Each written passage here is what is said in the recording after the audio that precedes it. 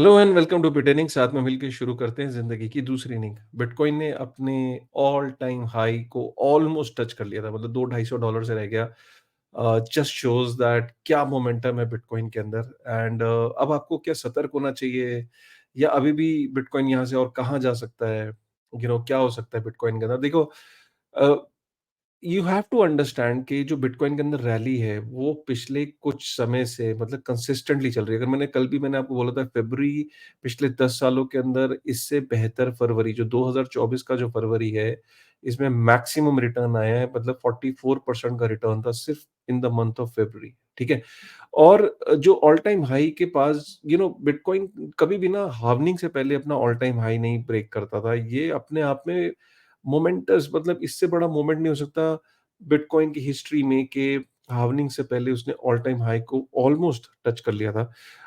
उम्मीद यही बताई जा रही है कि एक बार ये अपना ऑल टाइम हाई को तो ब्रेक करेगा, और उसके बाद ऑल टाइम हाई को ब्रेक करने के बाद प्राइस डिस्कवरी मोड में चला जाता है। कोई भी एसेट हो, कोई भी शेयर हो, अब बिटकॉइन भी अपने प्राइस डिस्कवरी मोड में चला जाएगा। लेकिन अ, अब इसमें देखा भी जा रहा है कि क्योंकि कॉशियस हो रहे हैं लोग थोड़ा-सा ना, जो घबराहट भी हो रही है कि यार यहाँ से करेक्शन भी ले सकते हैं। क्योंकि अगर मैं यहाँ से देखूँ, पहले तो आपको बता दूँ कि कितने से रह गया। अगर ऑल टाइम हाई बिटकॉइन का 69,000 यूएस डॉलर था, और बिटकॉइन ने जो बनाया वो 68,762 बनाया, राइट?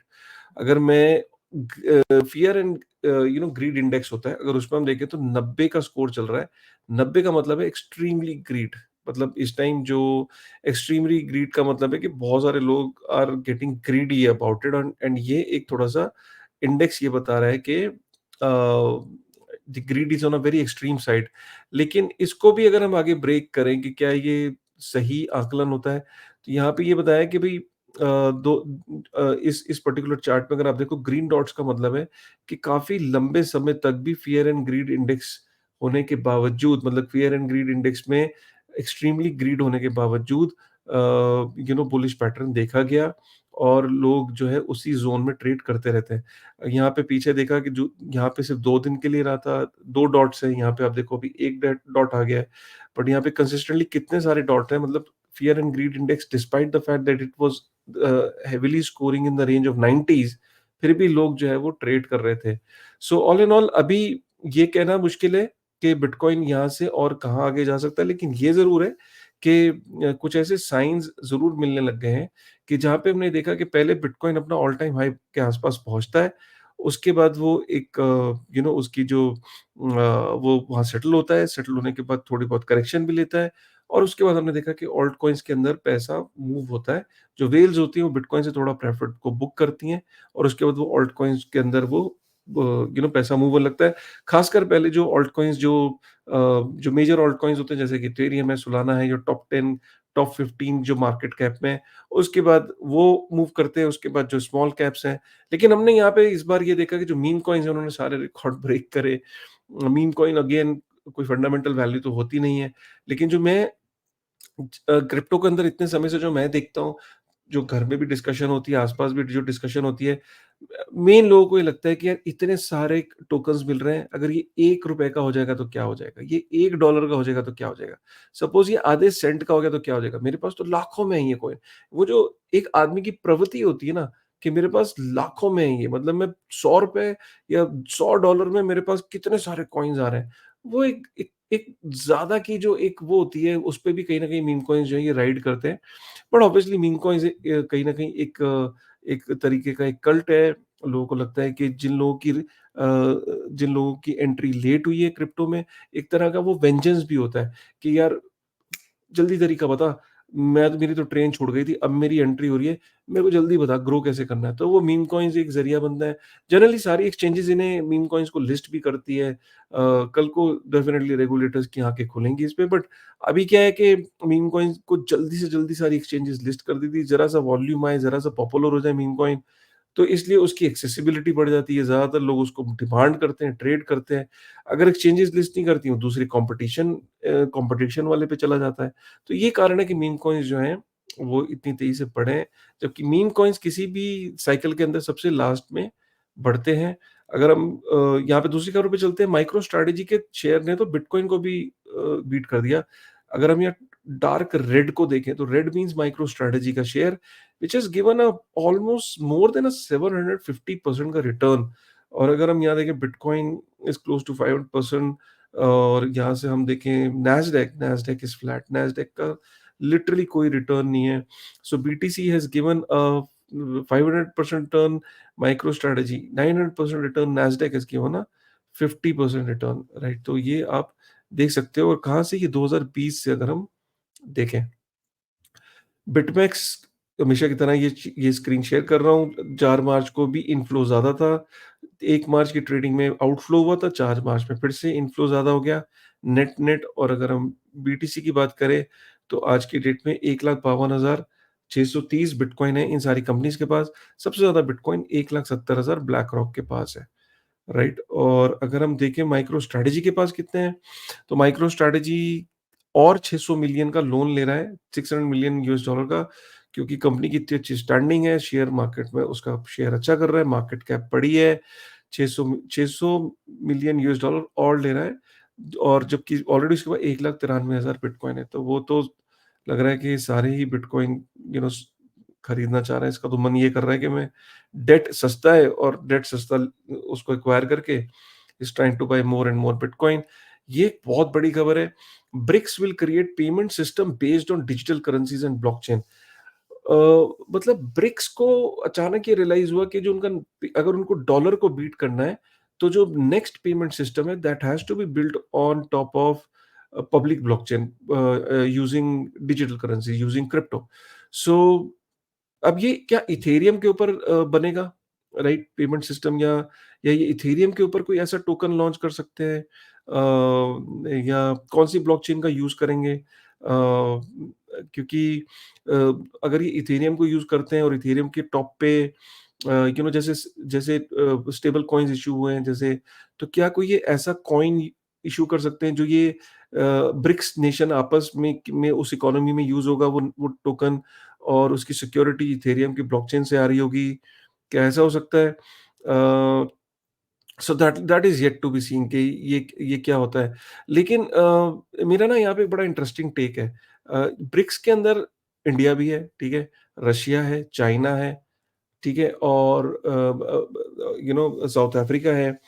तो ब्रिक्स नेशन में जब सपोज करो अगर इथेरियम का यूज़ करते हैं, अपनी अपना कोई सीबीडीसी या टोकन लॉन्च करने की बात करते हैं, राइट? कि आपस में ये देश जो है वो उसके अंदर ट्रेड करेंगे। बट इथेरियम के जो मेजर वैलिडेटर्स हैं वो तो सारे वो तो यूएस के हैं, राइट? तो उनके भी कान खड़े हो सकते हैं कि यार ये इसके जो मेजर वैलिडेटर्स हैं इथेरियम के, वो तो सारी यूएस एंटिटीज़ हैं, यू और वो भी रेगुलेटेड एंटिटीज़ हैं। तो कैसे होगा? मतलब क्या दैट विल बी सेफ? और व्हाट इफ कि वहाँ पे सेंसरशिप रेजिस्टेंस हो जाए, राइट? कि वो सेंसर करने लग जाए हमारे ट्रांज़ैक्शन वैलिडेटर्स जो हैं, उस पर्टिकुलर टोकन को इंक्लूड ही ना करें, राइट, ब्लॉक में। है ना? हमने ये देखा पीछे कि वो OPEC compliant transactions uh, you know OPEC वो बोलते हैं कि इन कंट्रीज़ के टोकन्स को जो ये वैलिडेटर्स हैं, ये ब्लॉक में इंक्लूड ही नहीं करेंगे, राइट? सो ये बहुत बहुत बहुत एक अलग स्थिति सी बनने वाली है। बड़ा इंटरेस्टिंग होने वाला है कि पहले तो ये पब्लिक ब्लॉकचेन्स का यूज़ ही नहीं करते थे। अब कह रहे हैं कि उसका यूज़ करेंगे और उसके ऊपर कोई पेमेंट सिस्टम बनाएँगे।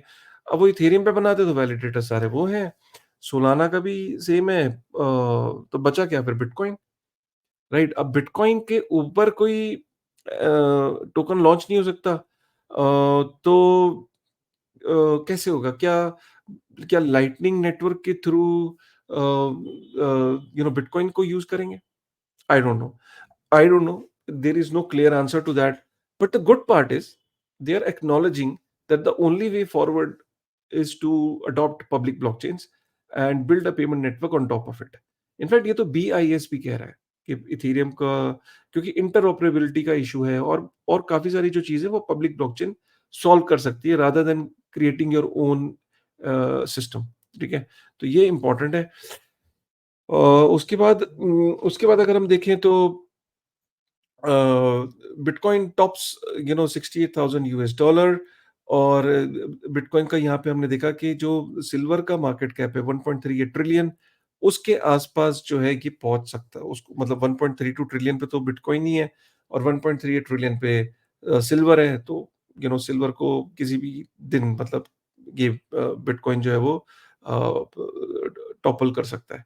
ठीक है, ये बड़ी खबर आ रही है क्योंकि हमने पीछे भी वीडियो में कवर किया था कि टेदर ने एक रिकवरी टूल लॉन्च किया है। तो बेसिकली हमने ये आपको बताया था कि कुछ ना कुछ अंदर चल रहा है। जब से यूएसडीसी जो सर्कल है, सर्कल ने ट्रॉन नेटवर्क पे यूएसडीसी को की मिंटिंग बैन कर दी थी, मतलब अलाउ नहीं करी। अब जब उन्होंने ट्रॉन नेटवर्क को छोड़ा तो एक सिग्नल कहीं ना कहीं मार्केट में दिया कि Tron network might get into some kind of a trouble, or Justin Tron after CZ might get into some kind of a trouble.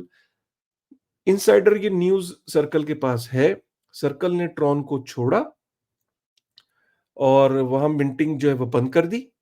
Tether ने नहीं करी थी। हमने एक वीडियो बनाया था, आपने वो वीडियो देखा होगा, स्पेसिफिकली इस पे एक डेडिकेटेड वीडियो बनाया था और हमने आपको क्लियर बोला था कि ये कुछ ना कुछ इनसाइडर इंफॉर्मेशन है यूएसडी सर्कल के पास। अब टेदर ने भी क्या बोला है कि अगर, उसने क्लियर नहीं बोला, उसने बोला अगर कोई ब्लॉकचेन जो है वो अनरिस्पॉन्सिव हो जाए या कोई प्रॉब्लम हो जाए किसी ब्लॉकचेन पे, तो हमने एक ब्रिज तैयार किया है जिस ब्रिज में आप एक ब्लॉकचेन से दूसरी ब्लॉकचेन पे माइग्रेट कर सकते हो। एक ब्लॉकचेन से दूसरी ब्लॉकचेन पे आप माइग्रेट कर सकते हो। ठीक है, तो ये जो है आप ये देखो कि ये टेदर ने अगर ये अनाउंसमेंट करी और अगर ये ब्रिज बनाया है, तो कहीं ना कहीं ये एक सिग्नल है कि कल को ट्रॉन पे, जहां पे 46% के करीब जो यूएसडीटी है, सॉरी 46 नहीं, ज्यादा है इनफैक्ट। अगर हम देखें तो यूएसडीटी, तो Tron and Ethereum are the two largest blockchain, मतलब 51% यूएसडीटी का जो वो ट्रॉन पे है और 43% इथेरियम पे है। तो अगर ट्रॉन को कुछ होता है उस पे, तो वहां से लोग इस इन ब्रिजेस के थ्रू मूव कर पाएंगे इथेरियम पे। तो ये एक हिंट है कि कहीं ना कहीं ट्रॉन नेटवर्क पे या जस्टिन ट्रॉन पे गाज गिर सकती है। तो ये इंपॉर्टेंट डेवलपमेंट है। उसके बाद Binance to seize all the Nigerian naira, क्योंकि उनके एग्जीक्यूटिव्स को, और आपको पता ही कि बाइनेंस पे $10 बिलियन का फाइन प्रपोज किया है बाइनेंस ने। नाइजीरियन नायरा 8 मार्च तक सारी या तो विड्रॉल के लिए बोल दिया है। 8 मार्च के बाद जो भी नायरा उनके पास होगी उसको यूएसडीटी में वो कन्वर्ट कर देंगे and they will not be dealing in Nigerian naira. US government के पास 1% ऑफ द सर्कुलेटिंग सप्लाई है इस वक्त बिटकॉइन की। US government is one of the biggest holder of bitcoin. They are planning to sell it. आज की market के हिसाब से they have close to $12 billion worth of bitcoin with them, right. So ये थी आज की टॉप खबरें, क्रिप्टो की ताजा खबर। इन सारी खबरों में मुझे सबसे इंपॉर्टेंट जो लग रही है वो यूएसडीटी और यूएसडीसी वाली। अगर ये समझ के चलो, अगर ये खबर पक्की होती है तो this can create some kind of a havoc कि जस्टिन ट्रॉन, फिर लोग ये बोलेंगे, फिर there will be some negative news that will be floating again. So this is also a red flag. ठीक है, other than that obviously the enjoy the bull market, and but there are still lot of people who are still in losses. In fact, मैं आपको ये बताना भूल गया कि मैंने आज सुबह ही एक पोल चलाया और उसमें मैंने पोल चलाया कि क्या आप अभी भी प्रॉफिट में हो या लॉस में हो। और इनफैक्ट मैं ये स्क्रीन शेयर कर देता हूँ, तब आपको ज़्यादा जाते जाते ये भी आप देख लीजिए। तो मैंने एक पोल चलाया कि आप प्रॉफिट में हैं या लॉस में हैं अभी भी। इनफैक्ट 56% लोग सिर्फ प्रॉफिट में हैं, बाकी अभी जो है या तो लॉस में है 26%, और या फिर नो प्रॉफिट नो लॉस में है। और जाते-जाते एक और खबर ये कि ओएनडीसी, जो कि गवर्नमेंट ऑफ इंडिया का इनिशिएटिव है ओपन ई-कॉमर्स के लिए, ओएनडीसी आपने सुना भी होगा, वो सोलाना के ऊपर they are trying to build something. So they have joined hands with Solana and they are trying to build something. They are inviting developers to build something for ONDC on top of Solana. Again, this is again a very bullish news for Solana. and the overall Web3 ecosystem in the country.